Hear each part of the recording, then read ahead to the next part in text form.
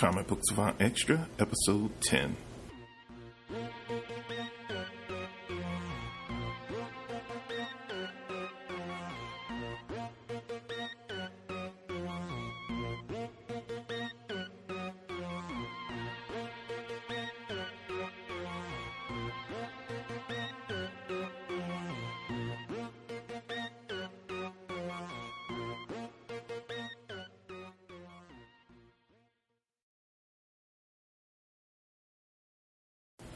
Welcome back to the Comic Book Savant podcast. I'm your host, James Harris.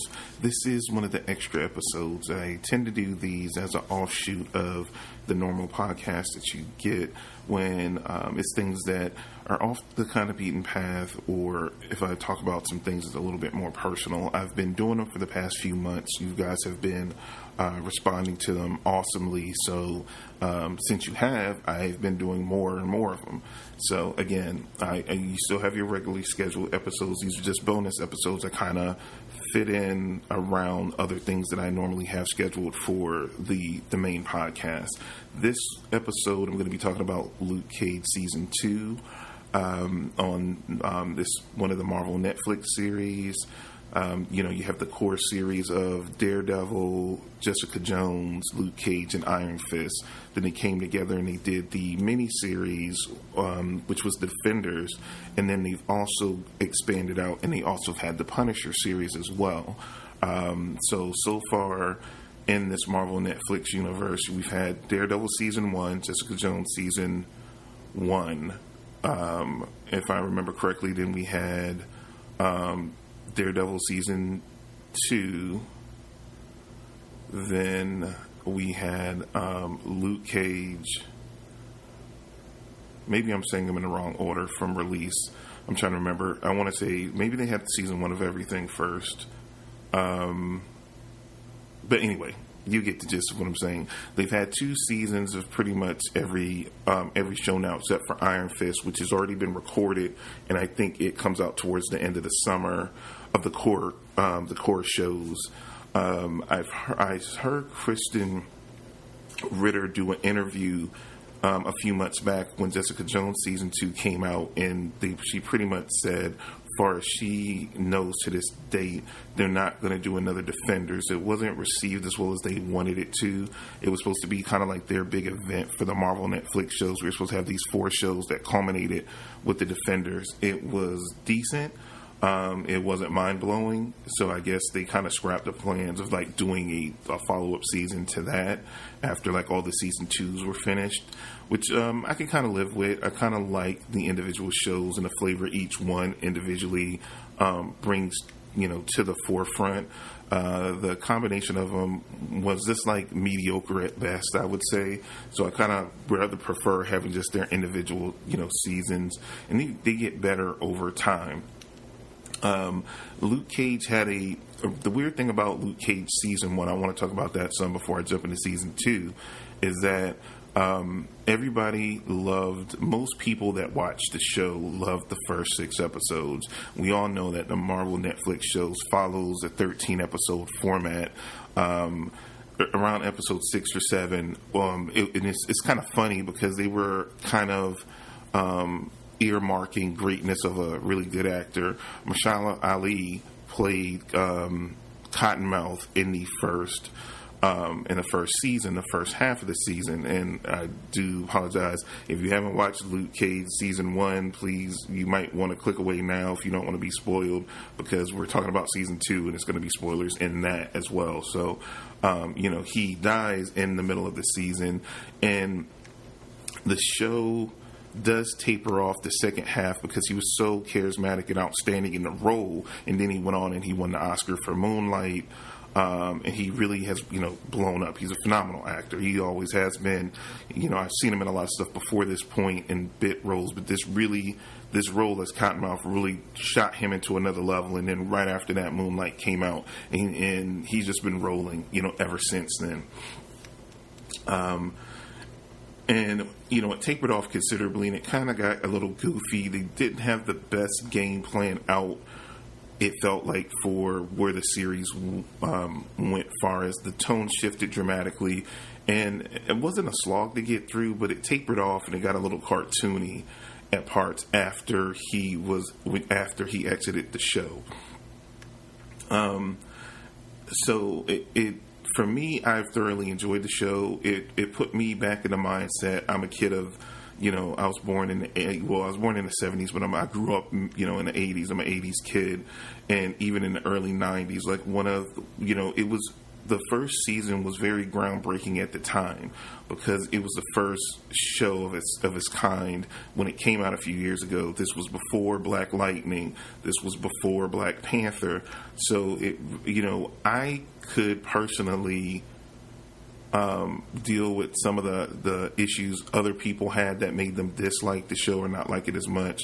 It was very nostalgic in the way of the music, the soundtracks they used, very early hip hop rap stuff that I grew up on and I loved, and the club scenery. I used to watch a show. I think it used to be on Fox. It was called New York Undercover.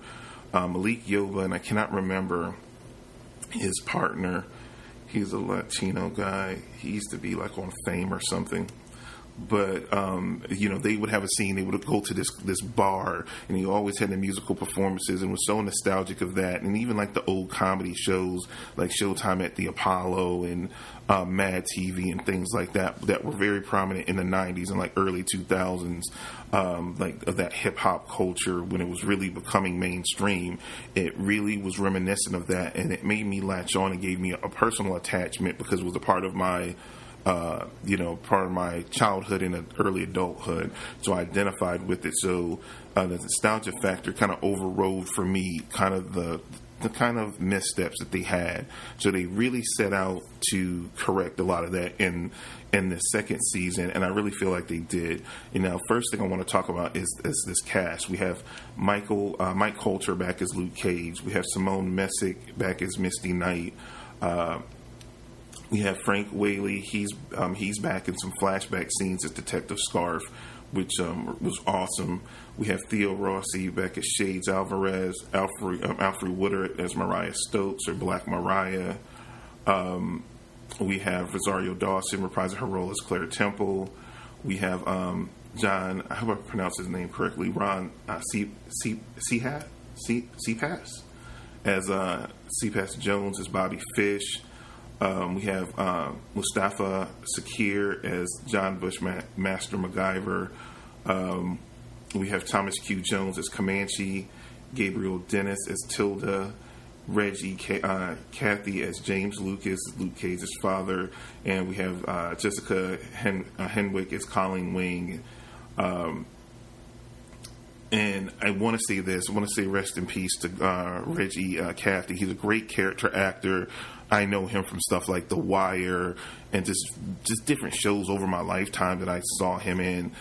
He passed away shortly after they finished filming this season of Luke Cage, and they did a dedication to him, and I really loved how this season ended. They did a little thing where it was a voiceover from a very really great scene that he had earlier in the season, and it was the voiceover for the very last shot of the show, and it linked in so beautifully, and it was like the perfect ending to the season, and just rest in peace to such a great actor. He had been around for a long time, and he's one of those actors that you might not know him by name, but as soon as you see his face or you would hear his voice, you knew who he was. And he did a great job. He had such great chemistry with all the cast that he interplayed with so much. You can kind of tell, though. You can tell when you're watching it that he definitely. I don't know what his cause of death was. I didn't have a chance to look it up, but you could kind of tell from where you normally see him and stuff. He didn't look quite as like himself, so to speak. So you could kind of tell like he was sick, or he definitely was dealing with some things. He he soldiered through, and but it's just like I've seen it. Just I'm being close to people in my family and seeing them when they get up there in age like that. From how lively they were, you could tell that his energy wasn't as high. But as an actor, they disguised it well in certain shots and situations they set up. But you could tell by just looking at him, from seeing him in other stuff, that he wasn't in the best place as far as health wise.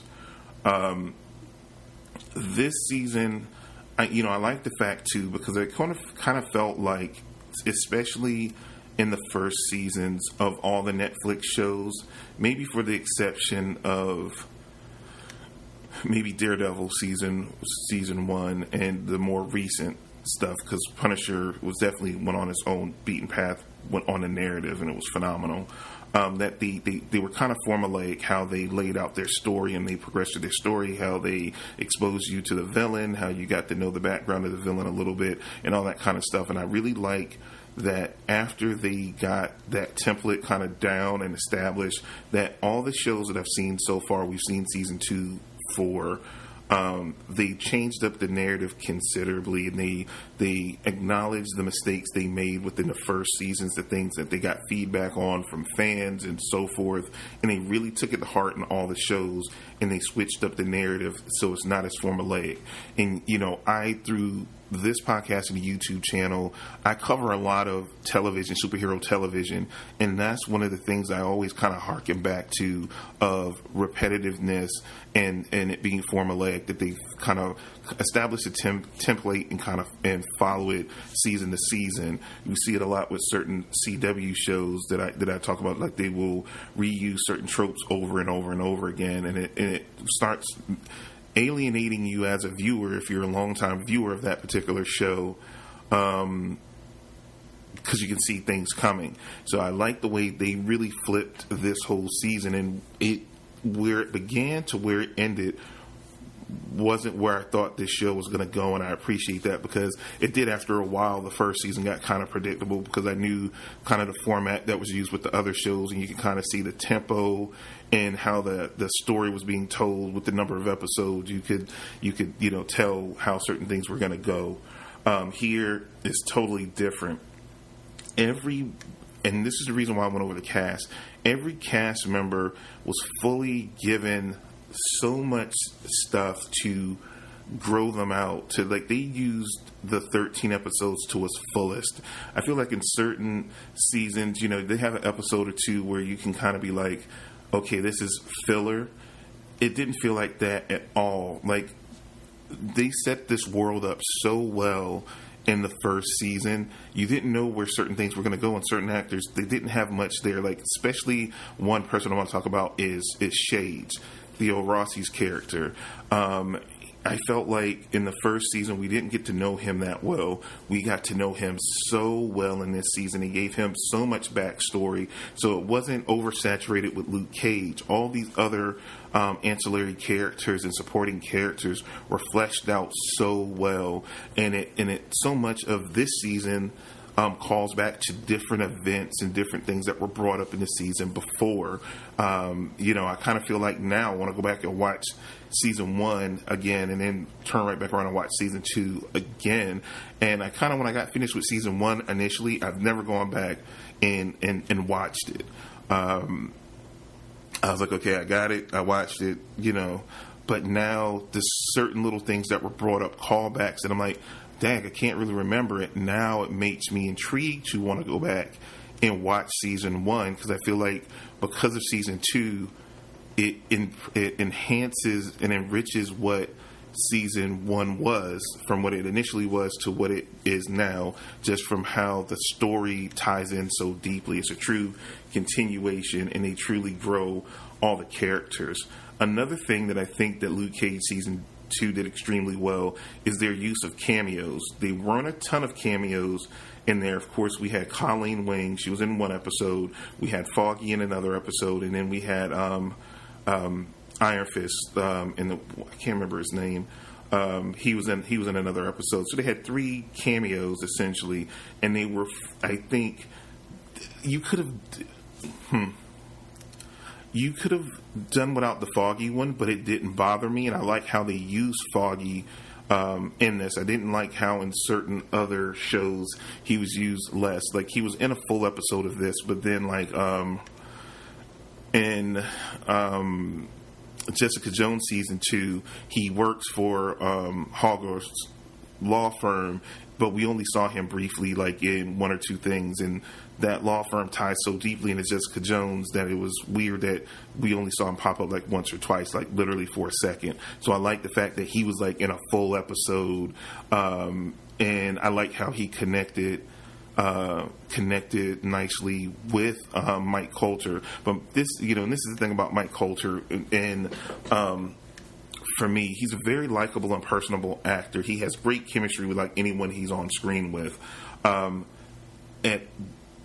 At all times, I feel like he embodies the Luke Cage that I got to know from, in my experience with Luke Cage. I'm not like an OG. I'll never try to like pass off to you guys like just because he's an African American superhero and I'm African American. Like, I've been down with Luke Cage since day one. No, I don't know like his stories. My experience with Luke Cage kind of goes back into the 90s when John Ostrander, because he's one of my favorite writers, he did a Heroes for Hire comic book in the 90s for Marvel with him and Iron Fist, and I read that. I read parts of that. I actually just got that whole series, I think, or the first volume digitally, because I want to go back and read it. I read part of the issues. I never finished the whole series, and it ran for like 24 issues or something like that. I want to finish reading it, but that's my first exposure ever to Luke Cage. And then years later, when I was reading Bendis' New Avengers run, he brought in Luke Cage. That's really where I got to know the character, and I read the most of that whole New Avengers run, where Luke Cage and Jessica Jones were very prominent characters at that time in that book, and that's really where I know him. So I like Mike Coulter. I think he's a great actor, but do I get his Luke Cage from like what I most identify with?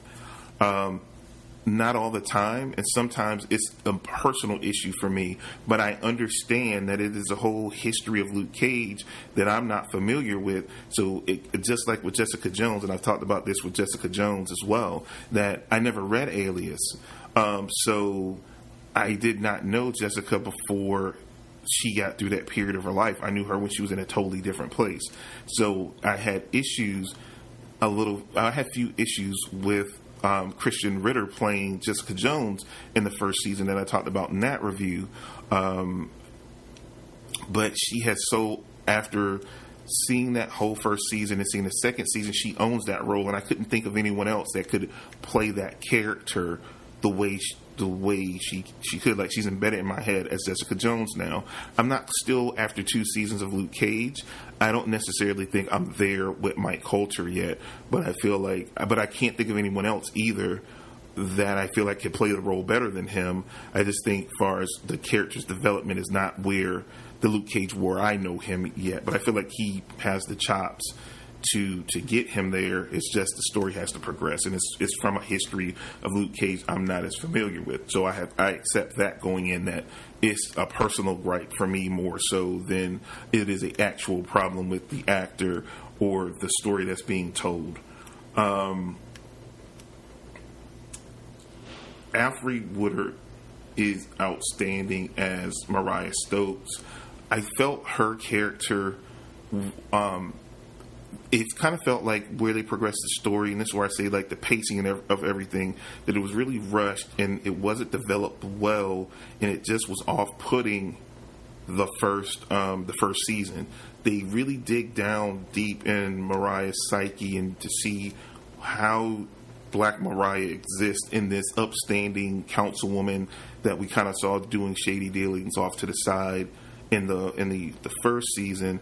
They really delve in, and it's a lot of we get a lot more background into the Stokes family history, why they're such a prominent crime family in Harlem, Some of their sins come back to roost when we tie that into Bushmaster and his motivation and why he's on the scene. He's not necessarily a foil for Luke Cage. He's more so a foil for Mariah. So, that whole thing is interesting. And then kind of Luke Cage is kind of caught in the crossfire trying to save Harlem by trying to prevent this huge war between the Stokes and the MacGyvers, which was really good. They introduced Gabrielle Dennis as Mariah's daughter, Tilda Johnson, I think it is. She's a very interesting character, and I like the way they developed her as well. And I think she will be Black Mariah or Black Tilda. You see hints of it setting up for maybe season 3, and it's very interesting. I'm not familiar with Gabrielle Dennis, but she does a really great job in this season as well. The actors were just outstanding. Also, I loved Colleen Wing's cameo episode. It really sets up, it focuses on her with Misty, and you see remnants of what could potentially be a awesome Daughters of the Dragon show. I don't know if they would do it as a spinoff show or they test it and do like they did kind of with Defenders and give them their own spinoff and do like 6 to 8 episodes, not maybe a full 13, and see how it goes. But just what they set up from that one episode just makes me want it. Simone Missick and Jessica Henwick have such great chemistry. It's like that they need to book that ASAP. That was just like the fight scene they have in the bar fight scene with them two, and just their dialogue with one another. I'm like, I will watch that all day, every day. I'm all in. Simone Missick is a beast. I mean, as an actress, like I had never seen her in anything before I saw Luke Cage season 1, and she was a standout there, and she's phenomenal here. It's crazy because I'm big on performances, and the performances I felt like from all the actors, they had so much depth and they felt so real because they all had backstories that we got to see over. Even someone like Bobby Fish, that was a cool kind of side character. They fleshed him out so well, and it was sad. Like kind of they had an episode where like he kind of left, and you kind of saw you really realized how close he was to Luke, which you knew Luke was close to Pop, and Bobby was one of the dudes that hung out there in the shop. But after Pop was murdered, he kind of took over that role as being that support mentor to Luke, and it was really emotional. Like when he was announcing like he was doing a transplant to try to save his daughter, and he was leaving. It was like emotional. It was emotional for me as a fan seeing him leave because just how they set him up so well. And that's what good shows do. They invoke emotion when you see characters come and go. It's been a lot of talk. I want to touch on this briefly. There's a lot of talk about Rosario Dawson. She did some interviews right before this came out, and she was saying that she doesn't know how much longer if after. I think she said she was in Iron Fist season 2, but she doesn't know going forward how much longer she's going to continue with the Marvel Netflix thing. All those shows film in New York. She's in California. She's a mother. She wants to be closer to her daughter. I think she said her daughter's going to high school or going to college. Can't remember which one, but she wants to be there and be closer to her daughter, which I totally respect that. She's definitely she's always about family. She's one of the coolest people. One of the few people I got to meet. I couldn't speak to her. I always tell this story about I met her at Heroes Con, and it was no one around her. This was before she really blew up. She was just doing Clerks 2, or Men in Black 2 and Clerks 2 were coming out, and I saw her. I spoke and I said, "You're Rosario Dawson," and I was going to say something else. I literally said that, and I drooled. And she laughed at me, and she said I was so cute, and she walked off. And that's my Rosario Dawson story. So I got to meet her the one time. I got to see her one other time at Heroes Con when she had put out a comic book. But I saw her the year before, and she was just walking around with no security, no nothing. She had her glasses on. She had some sweatpants with a sweatshirt tied around her waist, just looking normal as all day. And I saw her. I was like, it was like early morning, because I think this year Heroes, I had a table, so I was there like, before everything kicked off, and I was just walking around picking up stuff to buy, and I just saw her, and I'm like, that really looks like Rosario Dawson. And then she got closer and closer, and I was like, you are, like, and I just said it kind of out loud at her, like, you're Rosario Dawson. And and she just smiled, and then she got closer, and I'm like, damn, it's really her. And I like did. I never, and I have a very attractive wife. I have never drooled talking to a woman before, but I can honestly say I've drooled when talking to Rosario Dawson. That's my Rosario Dawson story. So I kind of get her. I've seen a few interviews with that. I hate that because I like her interconnectivity to the whole Marvel Netflix universe, kind of being the Nick Fury type thing for the Netflix universe, but she wasn't in Punisher. And I don't necessarily think she would have fit being that tie-in. They have Karen Page for that, which worked well just because of her exposure and her relationship with Frank Castle. But she's been connected to most of the other shows. So I would hate to see her go. I think they kind of set the seeds up for it in this season, that to kind of slowly phase her out for the time being. And they can always, depending how long these shows go, they can always bring her back at another point in time. She's an established enough character that they could pull her with good writing. They could pull her right back in at any point. I really have to say, Mustafa Sakir, I'm not familiar with him. He was great as Bushmaster. I really liked his story, his motivation. They flesh it out. And that's the one thing, too, that's great about the Marvel Netflix series. The motivations behind the characters. The villains have been, for the most part, we had Diamondback in season 1. And the less we talk about Diamondback, the better. Most of the Netflix shows do a really good job with their villains. And fleshing them out, and this is no exception.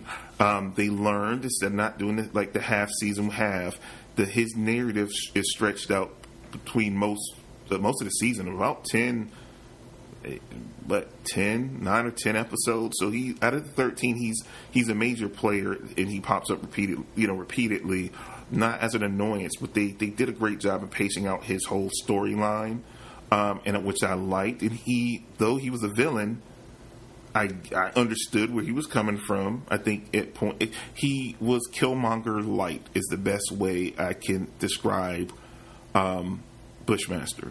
For anyone that has seen Black Panther, I feel like he's a Killmonger light. But he did a great job. He was very effective as a villain, and very likable as a likable villain at the same time. Have to say about some of the action sequences. My favorite action scene ever, if you've watched this, and I hope you have, because this is a spoiler review, I mentioned that at the beginning, that the patty cake move that Power Man and Iron Fist did together was awesome. And the special effects was phenomenal. I want to see Power Man and Iron Fist together on a spinoff, or do their season 3s where it's a combined thing. I don't know. Give me Power Man and Iron Fist. Oh God, what is his name? It's going to bother me now. I got to look it up real quick, because I hate not acknowledging a person's name when I'm talking about stuff like this. I'm seeing his face clear as day. I just can't remember his name, and y'all are probably screaming at me right now like, it's so and so. Finn Jones. Boom, Finn Jones. Finn Jones has grown so much in the role. He improved slightly in Defenders, but he's really how he was written in this one episode, and I really hope this carries over to Iron Fist season 2.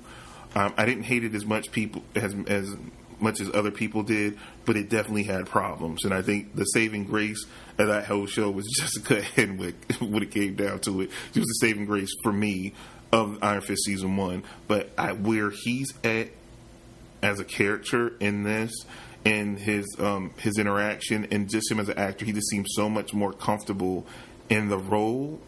It gives me a lot to look forward to for season 2 Iron Fist. But that move, man, was it was like it was the cherry on top of a perfect ice cream sundae.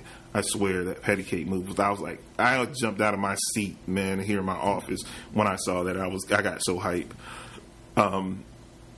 With all the great performances, I think the best performance, bar none, in this whole season was Alfre Woodard as Mariah Dillard Stokes Dillard, Black Mariah, whatever you want to call her. That chick is crazy. And I thought about it. I was like, wow, Alfre Woodard always played these nice roles, and I had to really think about it. And it threw me off seeing her kind of as a villain, and to see her so dark. And I had to think about it, because I'm a movie head as much as I'm a comic book head, and I had to go back. If you've never seen a Tyler Perry movie. It's called The Family That Prays, with Prey being Prey. She's a similar role. They make her a little loopier here because the whole allusions to her grandmother and her talking to herself type thing. So it's at parts in this season she was absolutely frightening. In other parts she was a little comical, but that's the character, because she's psychologically gone. She's crazy. Even spoiler, if again we've established that this was a spoiler, that when she dies at the end, even at the end she's still like evil as possible, and like she has these machinations, like in case I die, she was like, she told Luke like, we're not done yet, and she sets him up in such a perfect way that he kind of falls right into her trap. And it's going to be interesting to see how this all plays out, where we leave Luke. Luke has become a crime boss of Harlem, and in his logic, he's doing it to keep the city safe. But now he's kind of Mariah. She gave him the club. She gave him Harlem's Paradise. I did see the show going there for how righteous, when you go back to season 1 and see how righteous and upstanding Luke is, or even if you go back to Jessica Jones season 1, since she was such a big part of that, like, he has totally shifted the opposite direction. Though his motivations are just, his execution is dodgy. So it's going to be quite interesting, because he's kind of became everything he's fought against. So we have to see how that plays out, and how his relationship with people will change going into season 3. I would have to give this season an 8.25 out of 10. I gave the first season a higher rating. I think it was because of all the things I talked about earlier in the episode, with the nostalgia of it all. Pulling back from that now, we've had Black Panther come out. We've had Black Lightning come out. I feel like, so the nostalgic bits that they did in the first season weren't done as well in the second season, from my opinion. And we've had more shows and movies centering on African American superheroes that have done certain things better, which doesn't make this stand out as much as it did. It's still a phenomenal season, don't get me wrong, and I'm totally feeling it, and I'm on board for season 3. For as long as they keep improving each season, I'm 100% down with where this show is going. It was a pleasant time watching it. I saw a few reviews before I even start watching season 2 where people were kind of being negative towards it. I feel like it's like this.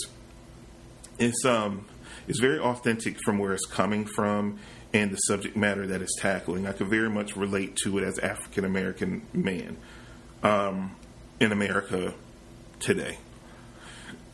And it's about perspective. It's not going to be for everyone, and everyone's not going to like the show. Just like a lot of people didn't like or didn't care for season 1. It's not meant for everyone. If I can base my recommendation off of this alone. If you enjoyed season 1, even with its faults, because it did have faults, it wasn't perfect by any means, you're going to enjoy season 2.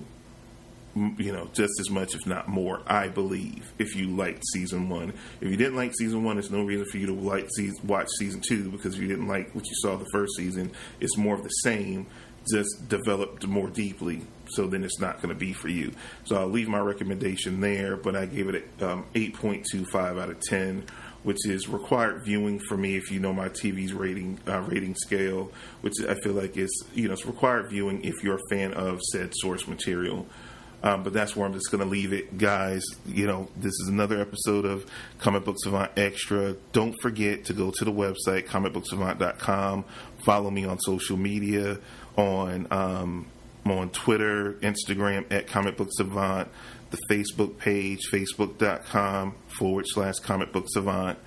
Also, I made some changes on the website. I wanted to talk about this because I hadn't talked about it before. I switched some things around on the site. Now, if you want to support the show on any level, like I said, I have a Patreon page. I have a link up if you want to make a one-time donation via PayPal. If you go up to the top navigation bar on the website at comicbooksavant.com, if you go under support, you'll see all that. If you want to leave an iTunes review, if you want to follow me on social media, all the links are included there. The Facebook discussion group, if you want to join the group, please do. I wanted you guys to be a part of the community, and I'm working hard to grow the community between, Facebook, the podcast, the YouTube channel, and the Facebook page. Like, bring everybody together so we can talk and discuss comics and talk about what's coming up on the show and things like that. But all those links now, they were separate links before, especially to the PayPal and to the Patreon. I just try to condense it down and put it all under support. So all those links you can find there. Also, I have I'm trying to generate revenue to keep the show going. So if you can't support there, I have what's called Bookshelf. I have a link there on the site that has just recommendations, comic book movie recommendations, comic book video game recommendations, comic books, digital and non-digital. So you can, if you click on the link, it's an affiliate link, so I get a little kickback. If you so inclined, it goes back into the show. So if you do those kind of things, you can help support the show. So those are just, I apologize for the noise in the background, but those are just a few things that I added to the site because people ask me for recommendations all the time, so I figured I'd put that up. I have an Amazon affiliate account, so I was like, that's one way you guys, even not directly, but indirectly, if you're going to buy the stuff, if you click on that link, I get a small percentage back, and again, it just helps supports the show. So it's just a little thing that is added there. So if you're looking for new things to read or certain things I recommend, and I'm constantly adding to the page, I just put it up, and it's quite a few books and stuff there now, and I'm going to keep adding stuff and equipment as well, because sometimes I get asked what equipment do I use to record with and things of that nature. So it'll become more fleshed out in time. I've just been more focused on creating content, but I've added those things to the website. So if you guys go by there, check that out, and you're going to want to, if you haven't already, follow me on social media. Do so. August is a big month. That's the anniversary month. It'll be going into year 13 of the show. I'm going to be doing massive giveaways, so you definitely want to be on the lookout for that. I'm going to be giving away trades, issues, everything is stuff, y'all. Normally I'm bad on contests on the show. I admit it. Y'all talk about me. I hear you in the street. You talk about me. But I got my stuff together. I've been working hard behind the scenes. I got a lot of goodies for you guys, and I'm going to be giving them away. So, and I'm giving them away. I'm going to be on every platform. So you better follow me on Twitter. You better follow me on Instagram. All of it. The podcast itself, the YouTube channel. You better go over and subscribe now. I'm doing different giveaways. It's going to be different books. I'm giving away a whole bunch of stuff. When I say a whole bunch of stuff, a whole bunch of stuff. I'm trying to tell you. I got more stuff coming too, so it's gonna be even more goodies to come. So you guys will see very soon. So got all that stuff in the works. So reach out. I think that's all I have for this episode. I will see you again next week for another episode of Comic Book Savant. And you guys take care and have a good weekend. See you soon.